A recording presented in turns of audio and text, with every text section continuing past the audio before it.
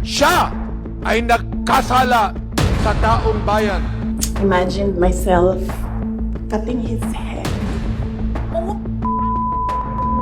Ninyong lahat, Martin Romualdez, Lisa Marcos, Bongbong Marcos. Patayin mo si BBM, si Lisa Araneta, at si Martin Romualdez. No joke. The existence of probable cause has been declared.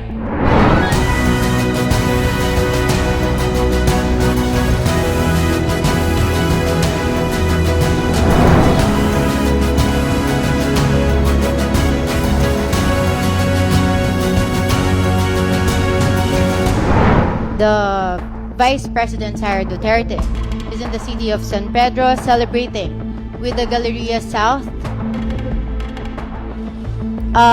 Vice Presidents of the Philippines pop-up exhibit Instead of attending in our instead of proceeding. being here, Madam Chair. Siya ay nagkasala sa taong bayan. Ang pondo ng gobyerno ay hindi mo pag-aari, Madam Vice President. Ito ay pawis at dugo ng mga manggagawang Pilipino. Imagined myself cutting his head. Ganon din ang gusto ko gawin doon sa mga katabi ko. Huwag kang mag-alala, ma'am, sa security ko. Kasi may kinausap na ako na tao. Sinabi ko sa kanya, kapag pinatay ako, patayin mo si BBM, si Lisa Araneta, at si Martin Romualdez. No joke, no joke. Nagbilin na ako, ma'am. Pag namatay ako, sabi ko, huwag ka tumigil na. Hanggang hindi mo magpatay sila. Hindi biro ang pagbabanta ni VP Sara sa buhay ng Pangulo at unang ginang. Na ginawa niyang bantang ito ay hindi na alegasyon. Napanood po natin ito sa live streaming video. Nung gabing yon, nakita natin ang totoong Sara Duterte. Nanlilisik ang mata, halos bumula ang bibig, at lumabas ang dugo sa tenga dahil tila ba sasabog na ang kanyang ulo sa galit dahil sa pag-detain sa kanyang Chief of Staff dito mismo sa loob ng batasan.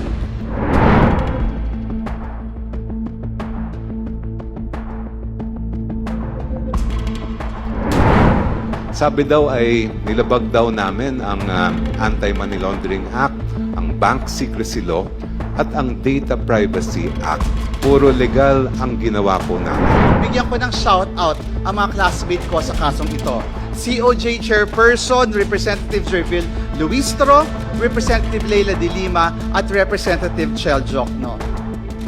Ang masasabi lang po natin dyan, manalimin po sila para makita nila kung sino talaga ang totoo nagkasala sa batas, lumabag sa batas, at nagkasala sa sambayan ng Pilipino.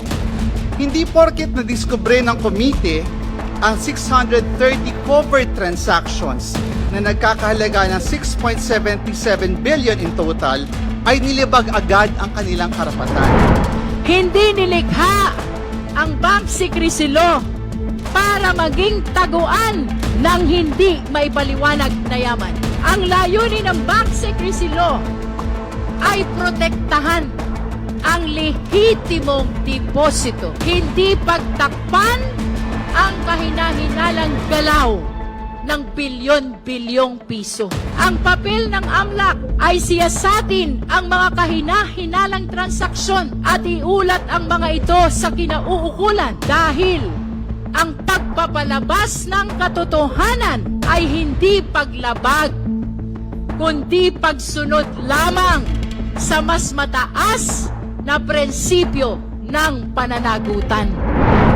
With 6 votes in the affirmative and 38 votes in the negative, with 0 abstention, the motion to open the box is hereby denied. So ruled. 53 justice members physically present confirm their support to the motion by raising their hands. So ruled. That concludes our voting. And the chair pronounces that The existence of probable cause has been declared with respect to both the Sabalia complaint and the Cabrera complaint. Transformation must go beyond representation. It must create real opportunity for women to lead, to build enterprises, and for marginalized voices to be heard. Inclusion is measured not by presence, but by impact. It also calls for a broader understanding of peace and governance. Peace is not just the absence of conflict. It is trust in institution and in the future. When women lead, peace becomes more durable. The Philippines remains committed to this, as seen in our National Action Plan on Women, Peace and Security, now in its fourth iteration and expanding to address climate risk and digital challenges. I hereby appoint Honorable Ann Matibag as chairperson of WIPA. I am confident that she will discharge this responsibility with dedication, integrity, and professionalism, and contribute meaningfully to the realization of WIPA's vision and strategic goals. Congratulations, Chairperson Ann Matibag. Mabuhay po tayong lahat at maraming salamat.